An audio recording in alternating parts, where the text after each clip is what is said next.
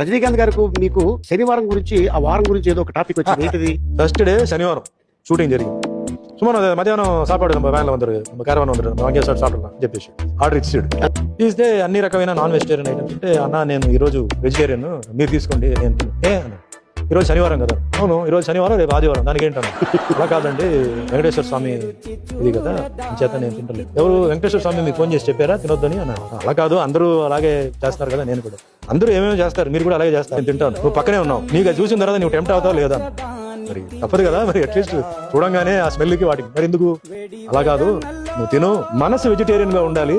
ఇంకొకరికి హామీ చేయడం కానీ, ఇంకొకరు ఎలా తొక్కాలని, ఇంకొకరు ఎవరు నొక్కాలని, ఇలాంటివన్నీ కాకుండా నువ్వు మంచి చెయ్యి, ఎప్పుడు మనసులో మంచి చేయాలని చెప్పి అనుకో. ఫుడ్కి ఏమి రూల్ ఏమి లేదు. నువ్వు ఆల్రెడీ చిన్నప్పటి నుంచి నువ్వు నాన్ వెజిటేరియన్ తిని, నీ బ్లడ్ అంతా నాన్ వెజిటేరియనే.